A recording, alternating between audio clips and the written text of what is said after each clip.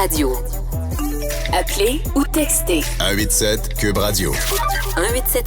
1877-827-2346. Alexandre Moranville-Ouellette est avec nous pour parler de la fameuse COP28. Alexandre, je pense que ça n'a pas été une réussite, cette COP-là. Puis c'est même pas fini, puis c'est pas une réussite, hein, déjà qu'on n'est non, pas Magali capable... Picard et le pape et Joe Biden. T'imagines, les trois personnes les plus importantes n'y ont pas mis les pieds. Écoute, on en finit plus de rire de cette histoire-là, puis mon sens, sincèrement, là, du cynisme est tellement surtravaillé, surexposé à cause de cet événement-là, Yasmine. Ça nous arrive souvent, puis ça m'arrive souvent, moi, le premier, de m'énerver pour toutes sortes d'affaires, ou de crier à l'injustice, ou de me fâcher. Mais sincèrement, la COP, cette année, je ne comprends pas qu'il n'y ait pas plus de gens, là, des écolos revendicateurs, de nos personnes qui descendent dans les rues, là, nos crinqués climatiques qui viennent constamment, là, tu sais, puis souvent avec raison, crier dans les rues pour réclamer plus de changements. Je peux pas croire qu'il n'y ait pas de ces gens-là, depuis 2 semaines, qui crient pour qu'on arrête la COP28. Moi, c'est niaiseux, là, mais on dirait que c'était couche après couche après couche après couche, la COP28, que tout est plus absurde, tu sais. OK, allons faire un sommet sur le climat dans un pays qui produit presque plus de pétrole que tout le monde sur la planète. OK. Demandons à un sultan, président d'une compagnie étatique de pétrole et de gaz, de présider la COP. Absurdité la plus complète. Tu fais ça à Dubaï, une ville qui, en ce moment, est dans un smog, une pollution atmosphérique épouvantable à cause de leur consommation d'hydrocarbures.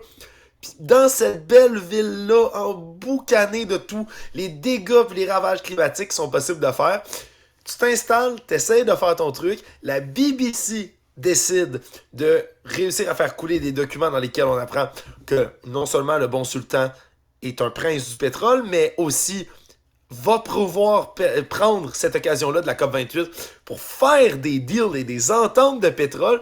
Puis là, si t'es encore assis à COP puis tu te dis ouais, j'ai encore le goût d'être ici malgré tout, mais là, t'apprends que même sultan, M. Al-Jaber, au mois de novembre, a eu une conversation avec l'ex-première ministre irlandaise, puis a dit mais la science dit pas qu'il faut arrêter les hydrocarbures complètement si on veut être capable de faire une transition puis de pas mourir dans un apocalypse climatique. C'est pas ça que ça dit, la science a jamais dit ça.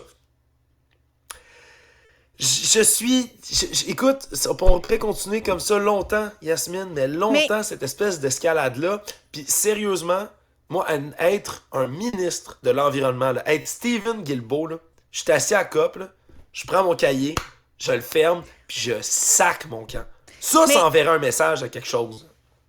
J'entends ta frustration, puis je la partage à plusieurs égards. La question que je me pose, si cette COP-là, la COP28, était organisée, je sais pas moi, Houston, Miami, LA, est-ce qu'on aurait réagi de la même manière? Honnêtement, je ne sais pas. Parce qu'il y a eu des COP dans d'autres endroits, puis dans d'autres pays, puis on... Non, mais là, je parle des États-Unis. Est-ce que c'est moralement plus acceptable un pays aussi pétrolier qui ne respecte pas non plus ses cibles de réduction de gaz à effet de serre? Ben, si c'était un climato-sceptique ou quelqu'un négationniste climatique ou quelqu'un qui travaille dans l'industrie gazière ou pétrolière... Qui était à la tête de la COP aux États-Unis, oui, je crierais au meurtre aussi. Là. L'origine de la personne n'a pas rapport dans ce cas-ci. C'est juste que non, mais même là, on a comme le bling-bling. On a comme le bling-bling. Puis, tu sais, Dubaï, c'est ville absurde, créée en plein désert pour la folie de l'homme. Là. C'est sûr que c'est le paroxysme là, de la folie. Mais encore là, on pourrait dire que LA aussi, c'est un endroit décadent. Là. Ça pourrait être la même chose dans ce cas-ci. Mais d'avoir quelqu'un qui semble avoir aussi peu d'intérêt à sauver la planète, mais être à la tête du sommet qui est censé faire ça, mais pour de vrai, je comprends pas. Il faudrait juste qu'ils arrêtent d'organiser ce genre de conférence. Ça sert strictement à rien. Il n'y a personne qui respecte sa parole. C'est une petite élite qui s'en va manger des petits fours puis des jaser dans les corridors, là. Moi, et puis là-dessus, je suis d'accord avec toi. Là. Tu sais, la COP, en tant que tel, on pourrait débattre longtemps. Ça sert-tu à quelque chose? Ça sert-tu à rien? Tu sais, les mêmes débats, on peut les avoir avec presque toutes les grandes institutions internationales qu'on a créées. Là. Tu sais, tout ce qui gravite autour de l'ONU, Yasmine. Souvenons-nous que l'an dernier, hein, puis ça aussi, ça me donne toujours le goût de m'insurger contre absolument tout. Et l'an dernier, ça a tout pris comme pression pour que, sur le comité des droits de la femme de l'ONU, l'Iran se fasse enlever. L'Iran, qui considère les femmes comme des citoyens de seconde zone, était sur le comité de la femme de l'ONU. Pour moi, ça revient au même que de nommer un prince du pétrole à la tête de la conférence pour sauver le climat. C'est, pour moi, le plus grand de tous les non-sens. C'est pas juste « Ah, c'est une mauvaise candidature ». C'est « On va prendre la pire candidature qu'on peut mettre là, on va l'installer ».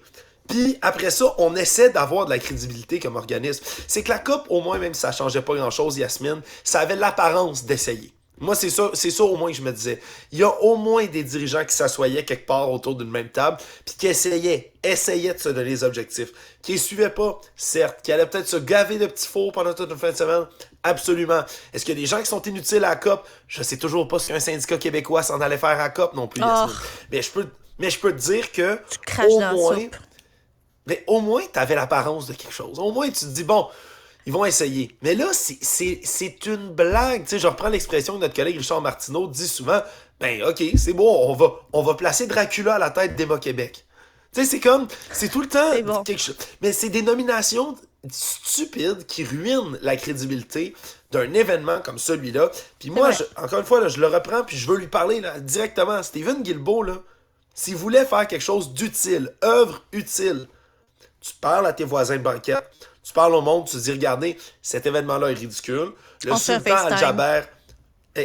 Al-Jaber n'a aucune crédibilité. On s'est déplacé, on a essayé. Ils veulent même pas qu'on mette les mots de ces transitions énergétiques dans les communiqués. Il y a des lobbyistes du pétrole qui sont partout ici. Tu dis, je prends mes affaires et on sac notre camp. Tu claques la porte, tu fais un gros communiqué, une conférence de presse, tu dis, regardez la COP, ici c'est de l'hypocrisie, c'est de l'inutilité, on va trouver un nouveau sommet, le Canada va leader un nouveau sommet qu'on va tenir l'année prochaine chez nous, ça c'est de la bullshit, on s'en va faire autre chose. C'est n'importe quoi pour au moins être capable d'avoir un leadership climatique. Mais là, s'asseoir là, regarder le sheik, le monsieur le sultan faire ses beaux discours, être hypocrite à l'infini sur la transition énergétique. Puis là, tu te dis, ah, c'est beau, c'est mon rôle de ministre de l'Environnement, d'être ici, je fais ma job. Pour moi, ça me fait de la peine pour Stephen Guilbeault. Ça me fait de la peine pour le gars qui n'avait pas d'auto à un certain moment de sa vie parce qu'il avait des convictions, tu sais. Mais Alexandre Morin-Villouellette, maintenant, on est rendu à faire de la diplomatie écologiste plutôt que faire de la lutte au changement climatique. Et pour moi, la COP 28, c'est un peu l'équivalent de Davos, mais pour la gauche caviar. Appelons ça comme ça. C'est vrai. Puis à part pour le sultan Al-Jaber, lui, je suis pas sûr qu'il est très gauche caviar. Non, pas sûr, moi on non le salue. La présidence de la COP est censée rester neutre, je le rappelle. Alors j'ai mon entière confiance à la fin de tout ça, maintenant que je suis exorcisé. Il a mon entière confiance pour mener le climat à son bien. Lui, il est plus caviar que gauche. Alexandre Morin-Villouellette, toujours un plaisir de te parler. À très bientôt. Salut Yasmine.